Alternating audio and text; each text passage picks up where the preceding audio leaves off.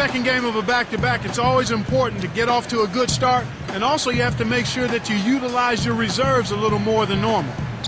Here's Noah. Let's check out Chicago's starting lineup. Kyle Korver and Carlos Boozer, they're in the forward positions. Derrick Rose and Ronnie Brewer in the backcourt. And Boozer backs in. And good from the low block. Carlos Boozer Clark is just one of the premier post scorers in the league today. Yeah, 270 pounds. It's hard to move him off his spot. And then you combine that size and strength with really soft, good hands. That's a lethal combination down in the low post. And Doris Burke caught up with Coach Greg Popovich. Doris? Yeah, Kevin, he had high praise for the defense they're facing, calling them about as smart in that department as any team they'll see all year long. So he's planning to throw a few new wrinkles into their offensive scheme and use that unpredictability to their advantage. Let's see what they have in mind for all of us. Thank you, Doris. It's really a mindset, Kevin. You want to get into your defensive groove and find a way to stay there for the full game. And Boozer had the best field goal percentage of his career last season, over 55%. And you know, Kevin, he's been in the top 10 in field goal percentage 6 out of his 8 seasons in the NBA. And it probably would have been 7 out of 8 if he didn't miss most of 05-06 with injury. The Spurs keep and he slams it home. Here's the replay on the Spike Slam cam. This is good stuff, man. I mean, you need to save that one, boys. You won't get tired of watching that replay anytime soon. Here is Rose. 23 points for him the last game against the Rockets in Houston.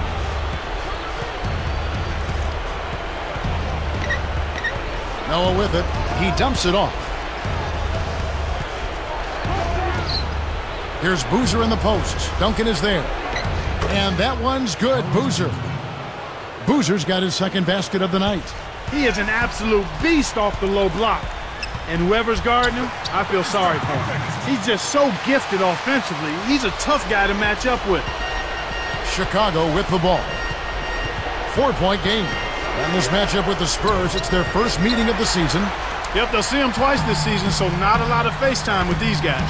And the people do like to see these interconference battles. Oh, I agree with you, Kevin. Definitely in some sports you don't get to play all the other teams on your home court, so the fans love coming out for these.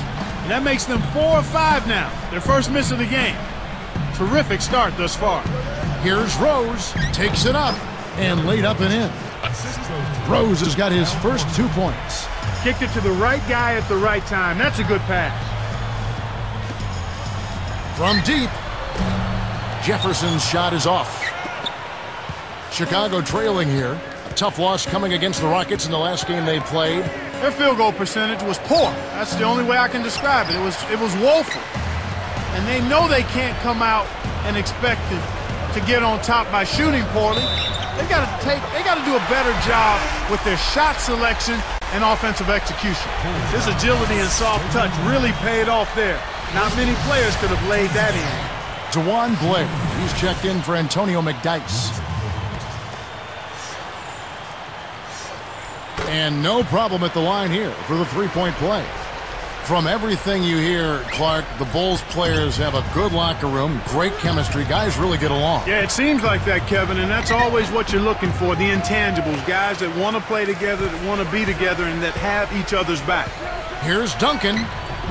The shot is off. Now Chicago takes it the other way. Outside Rose. And it's going to be a 3-second call. Here we are in November. Let's see how things are shaking out in the West early in the season. Take a look at the Kings.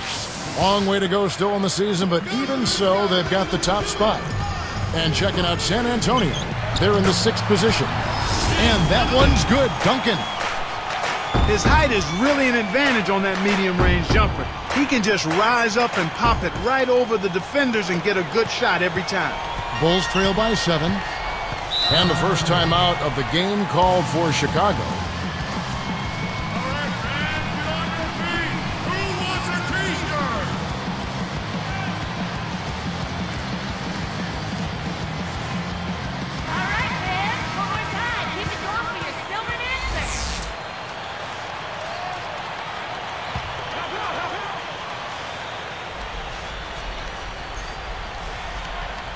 Here is Brewer. And here's Rose.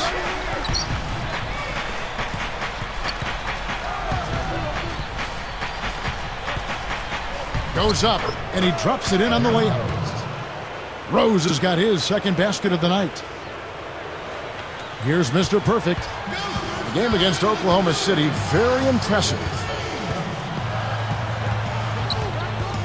He's covered by Rose. Here's Mr. Perfect. Buries the short-range shot. 13 points in the game. They're really doing a nice job, a really good job of getting everything they want in this quarter. Just good, solid basketball. And Noah backs down. Rebounded by Manu Ginobili. Here's San Antonio now. They're on a 15-6 run. A three ball. The shot, no good. So the Bulls will take it the other way. Here's Noah. Oh! Rips it down with both hands. Boy, when you run the fast break correctly, it's a thing of beauty. Here's Mr. Perfect. 13 points in the game. Here's Jefferson, and it's Johnson picking him up. From 17 feet out. Again, the Spurs good for two. Here's Rose. Right around 7 minutes left in the first. Chicago calls timeout.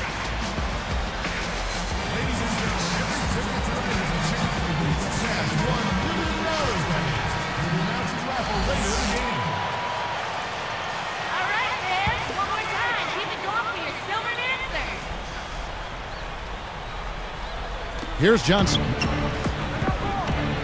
Rose kicks to Brewer. Now Noah working on Blair. Fires from the elbow.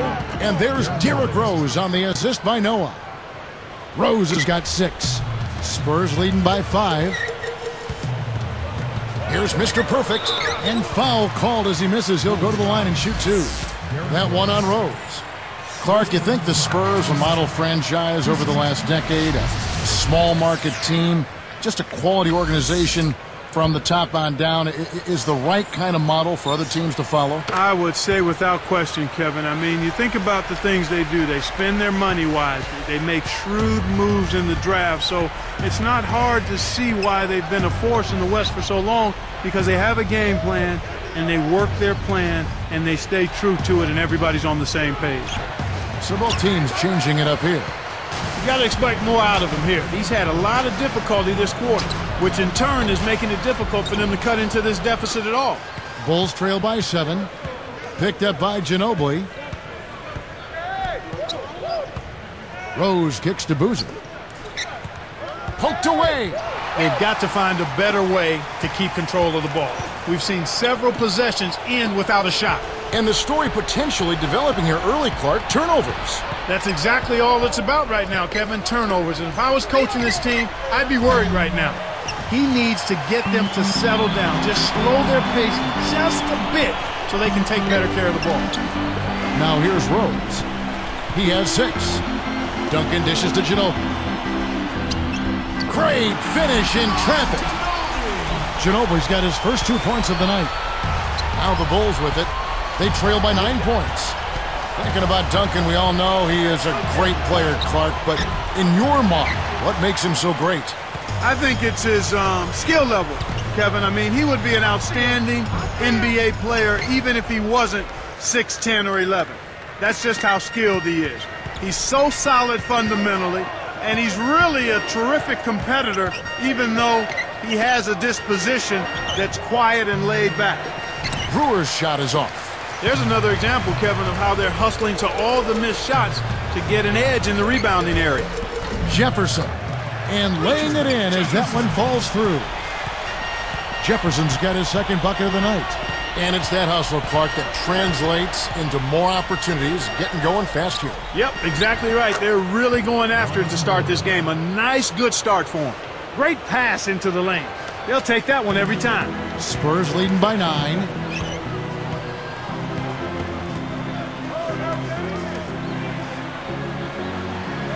Manu Ginobili on the wing, covered by Brewer.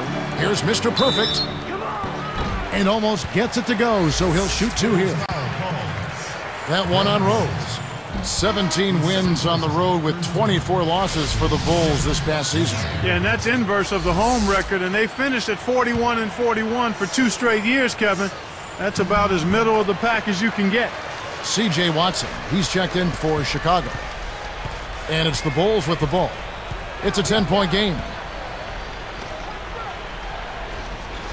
Here's Korver. Sinks it from the top of the key. Here's Mr. Perfect. He's got 16. And let's go to Doris Burke. Doris, what do you have for us?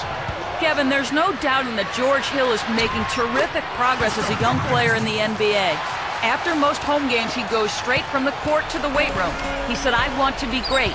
I don't just want to be good, I want to get better each year. And I think that goes with watching Tim Duncan, Manu Ginobili, and Tony Parker and how successful they've been.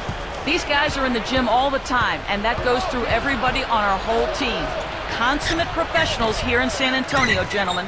Yeah, a championship mentality, Doris. Good point. Thanks. Here's Mr. Perfect. 18 points for him. Hacked hard on the shot.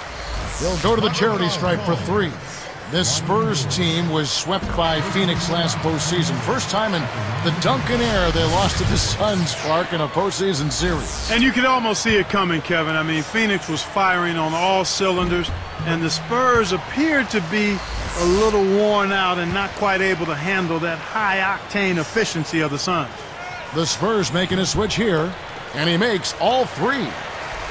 Thinking about this Bulls team knocked out by Cleveland in round 1, Joakim Noah said he wanted the Cavs, but maybe bit off a little bit more than he could chew in that statement. Well, you know what? It wasn't for lack of effort on his part. I thought he produced at a high level. The Bulls just need to mature a little bit and add an inside scoring presence to be able to challenge the Cavs.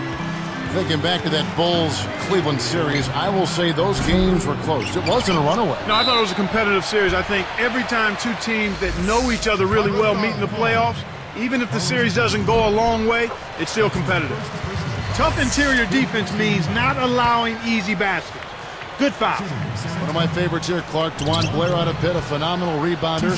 Interestingly, he has no ACL in either knee. Now, how does that even work? Most guys, they tear one ACL, they're gone for a year, but 2? Yeah, Kevin, I have no idea how it's working. It's a medical marvel, but that guy certainly doesn't look like he has any ailments when you watch him work on both backboards. He's a fantastic glass eater at the offensive end, and no knee cartilage or not, he's a big-time glass eater. And it's the Bulls with the ball. Down by 12. Pass to Boozer. And here's Watson.